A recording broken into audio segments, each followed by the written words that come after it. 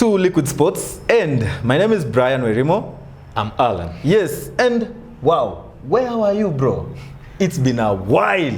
It's been a goddamn while. I've been around. You've been around? Yeah. Yeah, remember Allan is our Fantasy Premier League expert, and in this show we're going to be discussing all our teams and what to expect for the new season, because we are speaking because he's been able to prove, especially in our fantasy group, that he can do his best, he can be the best. He's been in the top, I don't know, maybe you can tell us about it. Maybe I'll say last season was not your repertoire. They call it the repertoire. I'll say last season wasn't the best. Yep. But then this season is a good opportunity just to see how creative we can be. Yeah. And also just to get to enjoy the fantasy challenge. Yeah. Yeah. So last season, around how many points did you finish with? I can't quite remember, but I just know if it was above 2,000, then I think it should be good. Definitely. Around 2,000. Definitely. Yeah, that is good to hear. So, yeah, today I think many people are looking forward for your content, especially, you know them, and they want you to be able to take them through your team, analyze properly from your goalkeeper, who you have, who are the best possible players that you can have for long term this season and things like that. So maybe we're going to start with who you have first in your team before we go ahead and discuss every other thing that we want to discuss today. Okay. So for me, for my squad, but first of all, just something very important to note. Just at the beginning of every Fantasy Premier League season, there are 1 or 2 rule changes. So maybe I have just a few that maybe I like our viewers to know. Yeah. So the first one is there's an increase of the number of transfers, rollover transfers that you can have in fantasy from the initial 2 transfers, a maximum of 2 to now 5. And these 5 are not even affected by you using chips like wildcard or free hit. Wait a minute. Yeah. You mean right now I can make 5 transfers every match day? No. What it means, you remember initially it was, so I can carry over 1 transfer, so which means the next match day I'll have a maximum of 2. But then the maximum number was 2. So then right now what we can do is I can roll over this weekend, this match day, and the next and the next to a maximum of 5. To a maximum of 5. Awesome. So I think this is I'll say this is a good thing for especially those who are interested in playing the long game. Yeah. Then the number 2, we also have a mystery chip, but this one has not yet been revealed, so we get to know this maybe towards the January. Mid-season. Yes, towards January. Then number 3, this is not really, it's just a change in the maybe layout of the pitch on fantasy page. So maybe some of the improvements is now you can get to see more data for the players that you're selecting. So the form, the match days and whatnot. Number 4 is point scoring. So there's an increase in the number of points for the goalkeeper. So if your goalkeeper happens to score, for some reason, if he happens to score, he's going to score a maximum of 10 points for a goal that he scores from an initial 6 points. Yeah, then the last one is for those who've been playing this for a while, you know that we have blank match days and double game weeks. So this is normally brought about mostly by FA, a collision between the FA matches and English Premier League. So the way the FA has done the schedule is that we have a very limited number of FA matches colliding with the Premier League matches. So we expect a very minimal kind of transition from match day to match day. Yes. That's good to know about those rules, because I particularly didn't know about most of them, even after making my team. So yeah, I have an interesting team as well, which I'll show later, maybe for our guys at home to be able to see it. But maybe let's begin with yours. Maybe mention your players and mention how important they are to your squad, especially either, I don't know if it's for long term, short term, or mid term, I don't know, but just try to take us through your team so we see who you have. And probably Vincent watching at home, because he decided not to come for this show, is going to be copying all of these. And we'll be following up. And of course, it will be good to have him in the next episode, laughing him. But yeah, let's get it on. Who do you have in your team? So for me, I'll not go through the entire team. But I'll focus on the important players. And for me, you know me, we've been talking about this for a while. For me, I usually focus on the long game. Long game. I'm not like I'm not in for short time rewards for match days. Wait. Just say you are focused on the money, because the league you play is all about the money. Okay, there's that, of course, that is an added incentive, but then for me it's one of those things, because from the official site there are even greater or bigger rewards to get, like traveling to England and whatnot. So for me, are you really targeting those now? That is what I'm going for. You aim for the moon if you land down below. Yeah, at least you get something good. So for me, I'll focus. There are those mainstays in Fantasy Premier League. Yeah. So you have your Allan. If he's fit, he needs to be in your team. Then you have. Wait. Allan is 15 million. So the thing is, with Fantasy Premier League, is sort of, you are a manager. So you have to either go budget, say on your defense, on your goalkeepers, so that you have more to spend on your forwards. Okay. So you kill some part of your team for you to be able to have a better attack. I'll not call it killing. I'll just say being diligent with your management, because sometimes we've seen that in the past. For example, you remember Estupinian last season when he had a good run. He was not very expensive.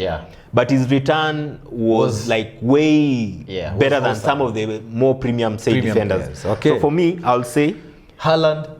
For the first match day, I'll not have him in my team, just to say. But for me, I'm saying some of those mainstays in your team. You have your Allan, you have your Salah, you have your Trent. You should have a defender from Arsenal. Going by the previous season, Arsenal kept a good number of clean sheets. So I'm sure they are going to continue with that same trend. So you having a good defender from Arsenal, and a good defender from Arsenal, it will not be Saliba, it will not be Ben White, it will be Gabriel. Should be Gabriel, because of his affinity to score, then coupled with now a clean sheet, you looking at premium points. Then as the season progresses, then you're maybe in a position now to make better decisions. For example, now again, as you make your selection, always ensure there are cases where you need to select a player just for a single match day, but then there are cases where you need to select a player for maybe 4 or 5 matches. But for me, right now, those popular selections in my team, like in defense, I have Trent, I have Gabriel. In midfield, I have Salah, I have Saka. Then in striking, I have Isak. So, but I still have time between today and Friday evening to make my final adjustments. Okay. I won't maybe also show my team, but I will also say the players that I selected, and I would want maybe you to have some say on it, or who you think I'd change, so that we prepare for match day 1. Okay. So in defense, of course, I don't have any Arsenal players. I have Alexander-Arnold, Vardiol, and Mayolenko, of course. That's a filler or something. And then in the midfield, I have Mo Salah and Nkunku. And then, I would say maybe those are key players, because Nkunku takes a penalty for Chelsea maybe sometimes. I don't know if Cole Palmer will be the penalty taker this time, but I have him for those reasons, and he can also assist. And then at the attack, Isak and Allan. So those are my kind of main players. What do you think about this squad? Is it good enough? I'll say for the first match day, it's good to go, because looking at Vardiol, it's like I have Gabriel in my team. Most likely Arsenal are going to win, but it's not, maybe probability of them keeping a clean sheet is not maybe that high. It's the same for Man City. Vardiol has been known to, in recent past, has been known to come up with some goals, assists maybe. Yes, so I'll say it's one of those choices where you have one A or one B. 1A or 1B. Yeah, so it's a good decision. It's a good choice anyway. Yeah, I have a concern though with my goalkeeper. I have Henderson. Yes. And I think, as you said, I brought in Henderson because I needed to have Salah and Allan in my team. So I went for a low budget keeper. Yes. But he's going to play against Brentford. So I don't know how his performance is going to be. Do you think I should stick with him, or I should find another keeper who's maybe good enough for this? This is Henderson from, if I'm not wrong, this is Henderson from Crystal Palace. Yes, Crystal Palace. This is a good choice to go with. Remember, goalkeepers are one of those people that you ideally don't want to spend a lot of money on. So for example, if you get a good budget goalkeeper on, let's say between 4 to 5 to 5 say million dollars, then that's, for me, that's a good decision. So, and given that Crystal Palace are good, they are a good team. Yeah. So, and Henderson has a good save, good save record. Save record. So it's a good decision because I also have him in my starting 11. Yeah. Obviously, these teams will never look the same, or unless you want to copy my team, we'll show parts of Allan's team here and my team. But again, now maybe to the last question, or the last bit of this.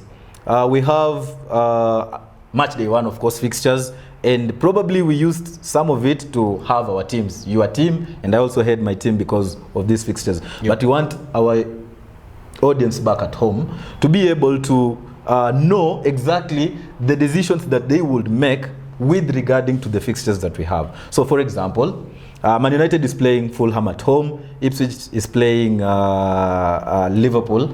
Okay, Liverpool is playing Ipswich away from home, and Arsenal is playing also at home versus Wolves.